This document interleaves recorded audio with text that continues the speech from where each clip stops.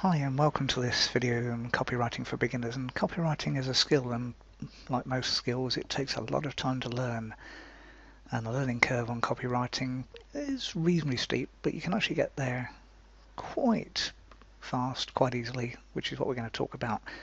It's the 80-20 Pareto rule, but top copywriters are expensive because they've learned their skill for years, decades even, and they've practiced it in the real world and they've honed it so they actually get results and know what they're doing most of the time. Although that said, even top copywriters, Ted Nicholas admits to getting maybe 2 out of 10 right, and he's one of the world's top copywriters still. So the interesting thing though is that with that kind of success rate you're actually incredibly money making.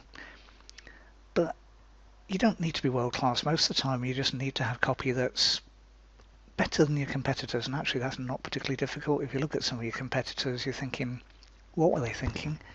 So it's an interesting one, but it definitely means the maxim good enough is good enough definitely applies.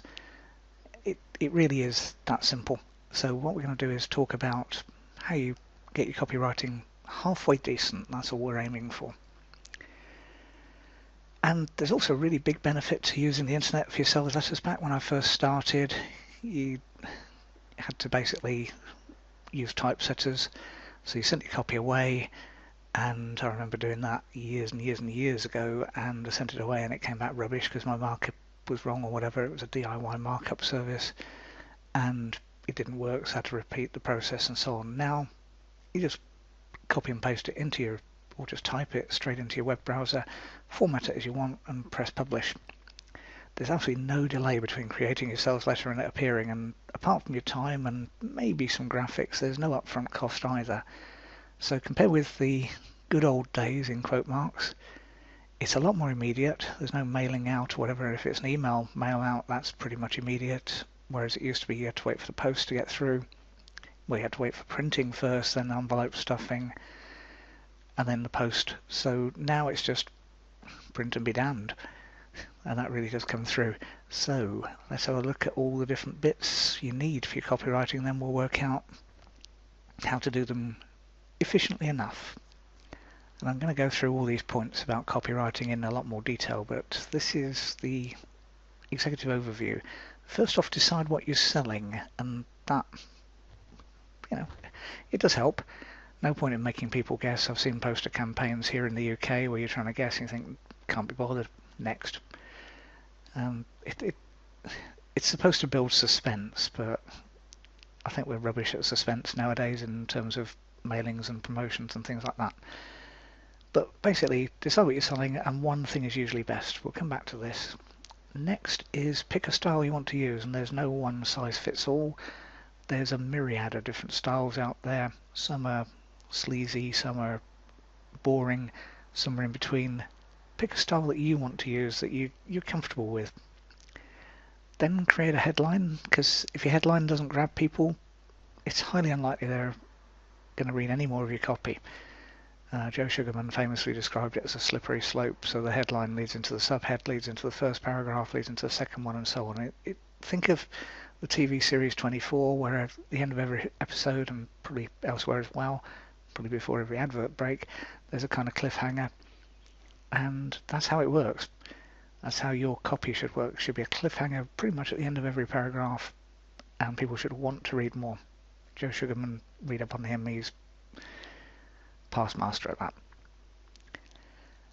Consider creating some subheadings. They're not essential, but they help people who skim rather than read every word. So if you've ever scrolled down a page quickly, and you probably have, you know what I mean. So subheadings are there to grab people's attention, sometimes with colours and things like that, but generally they're there to grab people's attention. Then start writing. Set aside some time, block that time aside. So close down instant messengers, close down Facebook, close down or switch to silent your mobile phone, anything that could distract you, and then just write. Don't edit, because editing is a completely different side of your brain and it just doesn't mix. It's like fire and water, it just doesn't work. Then set your work aside at least overnight before coming back to editing it. Scary bit, read your sales letter out loud, preferably to someone else as well. Wherever you stumble, you've got it not quite right yet. Then tweak the look and feel to fit your desired design. So that's where you copy and paste it into whatever basically processor you're using, WordPress or anything else to do it, or give it to your designer to do. But designers quite often get in the way of sales letters, so personally I'd skip that. Add at least one buy button. There's schools of thought you should have lots. Other schools of thought think you should have only one. Some put them right at the end, some put them before the end, and you have sort of PPSs. And then publish and promote. So that's the overview. First off, decide what you're selling, and as I said, one thing is usually best. Now, Joe Sugarman did a test on it. He had a client that wanted to advertise 12 different watches on one page, so we did that, but he also did a split test, because you can, certain magazines and newspapers you can do that. You can say every other issue, or effectively half the print run, but it works out every other issue. And this is back in the time when it was on print. Nowadays you could just do it with a simple program on the web. But basically he played off, I think it was 12 watches versus 1, and the number of sales, you'd have thought, gut instinct is 12 choices, higher sales because people can choose the one they want. Nope. It was 1. That outpulled by an order of magnitude, because you're not giving people a choice. If you think about it, basically all you're doing with 12 is you're giving people the excuse to procrastinate, and most of the human race are very, very good at procrastinating, so it's not good. So one thing, almost always best. Sometimes you can get away with doing it slightly different. I'll show you. This is where you can do it okay, and this is a program called Meditation Program, and they got the option 1, buy the download version for 85, option 2, buy the CD version for 125, and option 3, which is kind of the no-brainer version, download and CD version for 125. If I was doing that, I'd probably put that first rather than third, but you test it and find out which works. And that does work, so that's not giving people one option, but it effectively is pointing them in the direction of that one option, because you get both for the same price as just the one. So that was modelled, because I suggested it to this particular affiliate program, that was modelled on a promotion The Economist ran and tested, and it worked very well for them. With them it was get the online copy of the magazine or the printed, or for the same price as the printed you could get the printed plus the online version, and that's what the model was on this, and it works. So if you're going to offer more than one choice, offer effectively a no-brainer choice, because no one in their right mind is going to buy version 2, so it's a non-choice, but it's there to make you think you've had a choice, if that makes sense. So not quite sales copy, but fairly close. The other thing with saying decide what you're selling, obviously, is it does actually help. If you're just dithering around and thinking, well, I might sell that, I might sell this, I might talk about that, I might talk about the other, I might waffle or whatever, if you're not single-minded on sales copy, it can work, but it's usually better to basically be single-minded, like the dog in the Asterix cartoon, where it's single-minded, it fixates on eating bones, because that's what dogs do. And you need to be single-minded, fixated. Next, pick a style that you want to use, and there really is no one-size-fits-all on that. If you've looked at any sales letters on the web, and you probably have, you'll know that there's lots and lots of different options. We'll have a look at a few and you can see exactly what I mean. So this one was the meditation program, the one I was talking about earlier. Fairly standard long-term, long-tail, long-form even, sales letter. So you got the header that most people ignore. On that particular one you got a header bar, which most people don't do on a sales letter, but this particular affiliate program do. A quote, a headline, then a dear friend. Sometimes those have today's date on. Those scripts out there that will do that.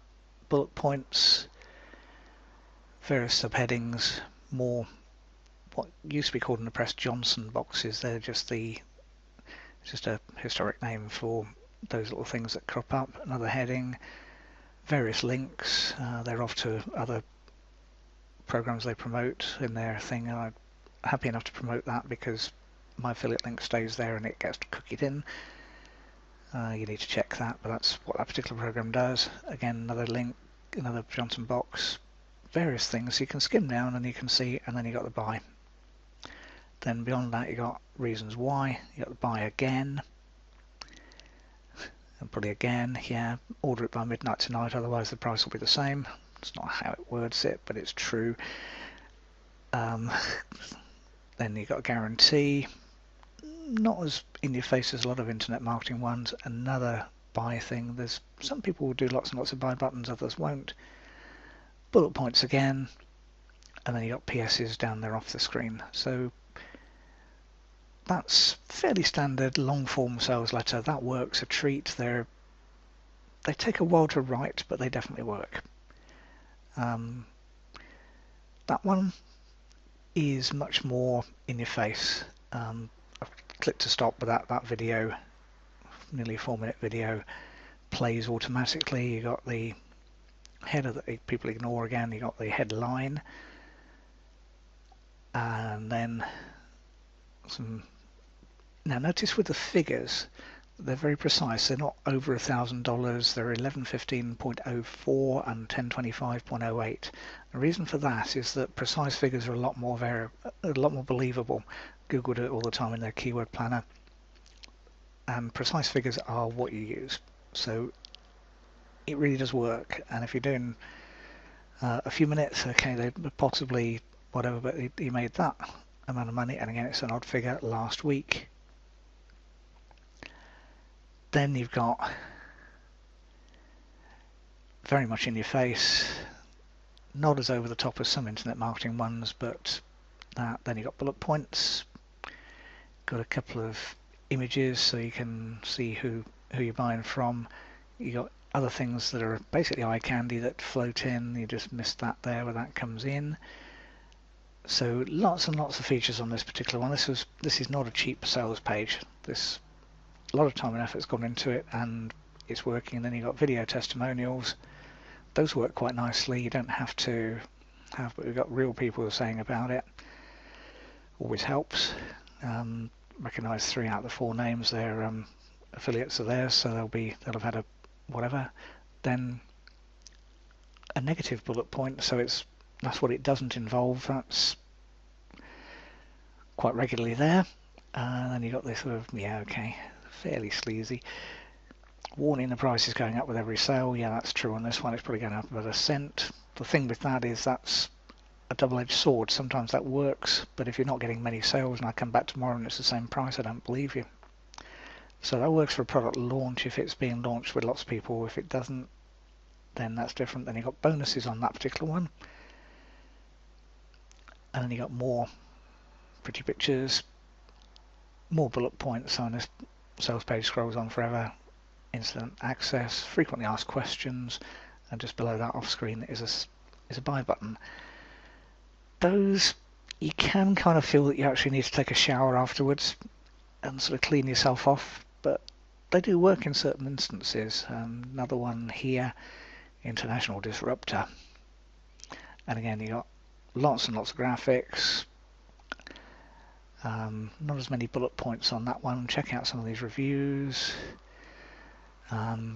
Different formatting there. Generally notice with both of these that they're quite short paragraphs. I was going to say lots of white space, but this, because it's got the background images, and that one I wouldn't do that because you almost can't see the price. Red on whatever that is. Price is rising hourly. Probably not. But again, you can see that those are very in your face. A lot of money will be spent on both of those. Then complete contrast, a guy called Sean Myers, his standard sales letter, puts up a photo of himself. That's the headline, quite a long headline. And then, rare for him to put those kind of things in, but they're there. And you've got a fairly simple sales letter. Here's pretty much the same as that. Again, you got the scarcity, and he's a good copywriter. He's been NLP, neuro-linguistic programming trained. He does work it in. He doesn't admit that, but I can tell because I've been the same. And quite often he'll start with, are you struggling? Or are you frustrated? Both of those work really, really well. Or are you trying to start? but you're stuck. And again, nice, very nice format in terms of a lot less over the top. You'll attract two different people. People that buy that won't buy this, and vice versa, generally speaking. I mean, there'll be exceptions, but you pick different markets, and the thing is, 7 billion people, give or take, on the planet. You can't please all the people all the time. But you can select your target market. If someone wants a no hype version, they'll go for that. If they want a hype, they'll go for that. If they want the standard sales lettery hype, they'll go for something like that. That again, it works. Here's what you get. Full module. Module 1, picture, brief description. Module 2, and so on. Notice a lot of them are using that highlight in the yellow there. You can do that very easily in WordPress or anything else. Special bonuses again, and special price. And that's 4 very different sales letters we've looked at there. Looked at the meditation program, looked at the fairly hypey, and if you listen to the video as well, that would be hypier. The opposite of it, and the sort of halfway house in between. So pick a style. They all work. They all get sales. The hypey ones quite often get more than anything else, but they do cost a bit more to actually create in the first place. So trade-off there. And that one, which is the kind of style I do quite regularly, that works because it comes across as honest, and you're actually lowering people's defenses because it doesn't look like it's a sales. It doesn't look like you're going to have to check that your watch is still on your wrist after you've shaken hands with someone. It just looks plain and honest, and that can work really, really well as a copywriting style. Next up, you need to create a headline, because if your headline doesn't grab people, see ya. Press the back button, close the tab. Headlines are the most important part of your sales copy. Apart from anything else, they're what comes up in the Google results. So I've done free headline generator, and that one almost always comes up at the top. Internationalmarketingcourse.com, free headline generator. I've used it. Not going to show you word for word, but actually let's do it. What I'm going to do is just use their suggested ones. So I'll do that. I'll press pause and then show you. Basically, all you do is fill in the boxes for your particular product. Doesn't take you very long to fill in the boxes. As I said, I just copied and pasted. But you've got how to save 2 hours every day and start leaving the office at 2:30. They laughed. That's a really old one, and that works still. When I said I'd save 2 hours every day, but when I started leaving the office at 2:30, they begged me for a secret. 7 secrets. Again, that works. Want to start leaving blah. Free report reveals 5 secrets to save 2 hours every day. New discovery. You get lots and lots of ones, and these are quite a lot of these are actually usable pretty much out of the box, as in the ones they do. They show you Lazy Man's Way. They're formulaic, yeah, but there's enough different formulas there. You can choose one that, whatever, I never thought I could save 2 hours every day. They didn't take very much doing. As I said, I used their whatever, ex-executive insider exposes underground trade industry secrets to save. If you want to save blah, here's the #1 way to, and so on. And then there's other fill in the blanks one. Again, those are generally speaking quite the most amazing blah bargain ever offered. How the next 90 days can change your life. That's generic, but it'll work. Doesn't have to be 90, it could be 7, could be 60, could be 30. I'd keep it low on numbers. Low but believable. You can save 75% on blah. Are you ashamed of? Get rid of. Do you have any of these troubles? So all of those work, and you got lots and lots of ones, and that's just, as I said, in the Google free headline generator, and that will give you decent enough headlines. And what I tend to do when I've used this is pick one as the main one, probably amend it slightly because it quite often out of the box they're not quite right. And then once you've done that, use 1 or 2 of the other ones for subheads, because again, quite a few of those would work. So if your main one's how to save 2 hours every day, then part way down you got how to start leaving blah. Then further down you got the free report. Again, you'd use that. You could use those as subheadings very, very easily. and it works. It's not lazy. Well, it kind of is, but a real copywriter, as in one that's spent years honing their craft, would have basically, they'll have a swipe file. So they'll have done this, but they'll have had lots and lots of proven ones that work. As I said, they laughed when that's proven. That's worked for donkey's years in lots of industries. Subheadings, as I said, if you're using the headline generator, you'll almost certainly have some subheadings in there that you can either use verbatim or tweak. They're not essential. If we go back to the Sean Myers one, he sort of kind of uses them when you got the main headline there, then the from and to, and what he'll do is bold or occasionally change the colours. So those are his way of doing sort of subheadings, because people get drawn to the different thing, but that's not a subheading because that's just a paragraph. So different styles, your choice. But subheadings, they work for people that skim. We saw that on the meditation program as well. Then start writing. What I tend to do is I'll put the headline on, I'll put some subheadings in approximate order, I'll put some blank lines in between and then start writing. Now, with writing, set aside the time. So it doesn't matter, you don't have to do this all at once. No one's going to know whether you wrote it in one sitting or 5 or 100 even. But set aside some time. Close your instant messenger programs.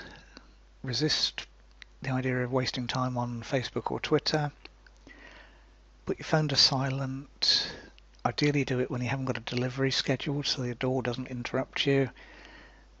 If you prefer caffeine or something like that, grab a coffee or a water or some tea or whatever else it happens to be. We won't go into sugar water, that's a completely different discussion. But set aside the time and then just write. Now, sometimes your mind might go blank when you're writing. That's why you got the subheadings, because then you can think, oh yeah, I'll write about that. You don't have to do it in order. Some people do. I tend to go through in the same order that you're going to read it in, but other people will do it. They'll dart around. Doesn't matter. You can come back and do that in the editing process. Now, within the different sections that you've got, bullet points work well. They break up. We saw that again with meditation program and a few of the other ones. Bullet points will just visually break up what you're doing. And sales letters are visual, because we're visual people, generally speaking. Certainly when you're looking on screen, you're not going to, unless you've got a braille reader or something like that for it, chances are you'll see how it's laid out. If you want to put eye candy in, do that later. But bullet points work well if you want to do highlighting, do that later, unless you find it doesn't distract you too much. The thing I'm saying on just write is that writing is a creative process. It uses one side of your brain. Editing is much more sort of, different. It's the other side of your brain. It's the analytical side, the critical side, and the two really don't work together. So just write. Don't worry about typos. Don't worry about spellings, and you do that in one sitting ideally, and you'll be able to be amazed how well you've written. You'll think, didn't know I could do that. And do it. Most of my sales letters tend to be as I speak, so do it. They don't read. My English teacher would freak. They always have done since I was at school, so that's no change there. Short paragraphs. I start paragraphs with and. I'll stop partway through. I'll spread a concept over several paragraphs. I'll do all sorts of things that break the English grammar rules. It doesn't matter. Yes, some people will email you to say you missed an apostrophe there, or you split an infinitive there, or whatever. You're not aiming at them. You don't want them as a customer in the first place, probably, because unless you're teaching English, grammar, whatever, that's not the person you want. And if you were teaching English grammar, do like Joe Sugarman's done and deliberately include misspellings and things like that and give people a discount for each one they spot. And when he did that in the press, he had letters saying, I've just wasted an hour of my time, but I bought the product anyway. And no one got every single one spotted. So no one got the full discount, but it involved people. So you could do it that way. Lots and lots of different styles. They're all right. If they're correct for you, they're all right. But writing, creative process, just go for it, and you'll actually be amazed how well you've written and how little editing you need if you let you do what's called a brain dump, basically. Then set your work aside. What that does, it gives your mind time to settle down. And I'd say at least overnight. So if you've done it, whatever, today, put it to one side, close the whatever it was you've written in, don't press publish yet if you've gone it straight into a browser like I tend to, into WordPress like I tend to, or just save if it's on Word. You can copy from Word anyway, you can just do a bit of formatting later. And you can set Word to auto-save so you don't even have to think about that. But set your work aside, leave it at least overnight, and then come back and edit it. Now editing, it's a double-edged sword. If you go too perfect, and there's been cases back when sales letters were printed where they spotted a typo and corrected it for the second one, and that reduced response. So many things. So actually, even then, don't worry about being perfect. As long as it doesn't leap out at you and say, this is rubbish, it's probably okay, it's probably good enough. So editing, you're editing for typos, you're editing for missed points or ones that aren't quite clear enough. Now, one way to edit, in quote marks, is read your sales letter out loud. When I've done that, sometimes I'll read it to myself, which is an advanced form of speaking to self, but we're all used to that with Bluetooth phones and things like that. Or read it with someone else, but read it. The advantage of reading with someone else is they'll say, well, you missed that word out when you read that. I do that regularly, and it's then, does that word need to be there? Incidentally, the word that probably should be banished apparently from sales pages, but again, I don't. Filler words should in theory be banished, but what I tend to do, it's if I've sat in a coffee shop talking to you about the product, that's how I like to write sales letters. It comes across, it's less salesy. I might not get quite as many, but I sleep at night, so I might not get quite as many sales, but it doesn't matter. I'm happy with that. And I might get more, I really don't know. I've not tested against the hypey ones because it's not my style. What you also tend to find is actually, sometimes anyway, the cheaper the product, the more you have to sell it. Free takes an awful lot of selling because we actually don't trust it anymore. We've been given so many free things and then our inbox fills up, or our phone starts ringing because everyone's passed their name and address on, or whatever else it happens to be. So people don't trust free very much. But reading your sales letter out loud, and it won't just be once. If you're doing this properly, it'll be until you almost know it word for word anyway. It's almost like a rehearsal. But anywhere you stumble, anywhere you're not quite sure, anywhere you pause, unless it's deliberately a pause in the actual thing, then those are where you need to amend and work out, is that really what I want to say? Is that right? If I stumbled, it's not right. That's definitely. If I hesitated, it may or may not be right. That depends on context. Usually get a reaction on that. And reading your sales letter out loud, I don't do it all the time, but the ones I've done it on tend to get better response because I've tweaked them slightly. And again, if you've done the brain dump writing, it works anyway. Then the eye candy side of things, if it's in Word, copy it into WordPress or wherever you're publishing it from. Don't publish from Word, that just puts all sorts of junk in the code. WordPress works. There are plugins that you can use to tweak it or get a techie to sort it out for you. Don't worry about that too much, but tweak it. Again, look at the style you decide to. Sean Myers, again, going back to that one, those are in a different font size, and he'll do that, and he uses different font sizes quite liberally. And the italics occasionally, whatever else works, bolding works. Do it just so it looks right to you. You don't. Again, there's no one size fits all. There's no perfection.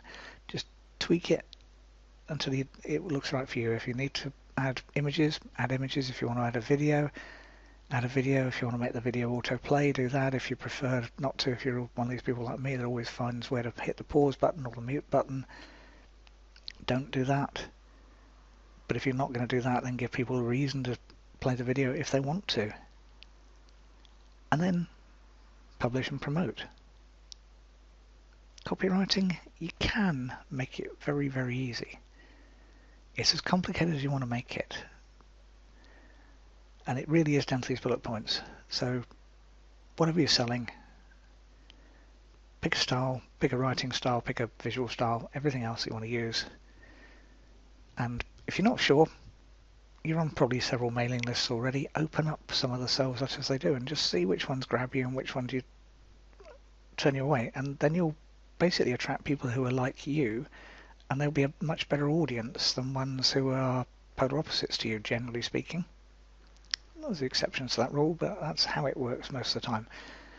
So pick a style that you want to use and you're comfortable with. You create a headline either on your own or use a free headline generator. That one, as I said, just type in free headline generator to Google. That one almost always comes up, and it's dead easy. Just follow the instructions. It'll come up with, even if you don't follow the instructions fantastically well, it'll still come up with ones you can just tweak and think, yeah, I'd rephrase that there. Boing, done. Subheadlines, again, if you use a free headline generator, you've got them. Writing, brain dump, as if you're talking to someone face to face in a coffee shop, pub, cafe, over a meal, at home, where you're sort of half distracted because you're both tapping into your phone browser and watching TV in the background as well, because that's probably what people are going to be doing anyway. And just be honest, be open and honest, and don't be afraid with your writing to put in some negatives about the product as well as positives. No product's perfect. It can't be, because partly we got all different distinctions of perfect, and there wouldn't be software revisions coming out day in, day out for your computer and your phone and everything else in existence. Even games consoles, they all have updates regularly. If you're on a TiVo or a Skybox or whatever for TV, those get updated regularly. Nothing's perfect. Cars get serviced, so they're not perfect. They go wrong, not as often as they used to. So it doesn't matter, but bring those out in your sales letter. Some people, and again, Joe Sugarman's done that on various products, will actually put all the negatives up front, because all the competitors they were looking at gloss over those negatives, and you're thinking, well, actually, that's raised doubts in everyone's mind. You say, well, all products do this, but here's that. Then let it stew, let it rest at least overnight, maybe a little bit longer. Edit, and part of the editing process, read it out loud. Mess around with look and feel. Remember to include at least one buy button. It's dumb not to, because you're asking people to buy. And we saw a meditation program, they got buy buttons littered all over the place. Sean Myers, again, I think there's probably more than one buy button. There's one there and one there. So yeah, again, it's not unusual to do that. Or have links within your copy just to buy, and it goes down to that thing. And then publish, promote it, put it on Facebook, buy a few adverts if that's how you want, send it out to your list if that's how you promote, however you're going to promote it, and see what happens. You can do A/B tests, you can do all sorts of fancy stuff, but none of those can be done until you've actually got your first lot of copy. So feel the fear, do it anyway. Okay, enjoy yourself, have fun, and set yourself a target. Write a sales letter between now and a week's time. That's doable. Between now and tomorrow you could do. Your choice. Okay, thanks very much.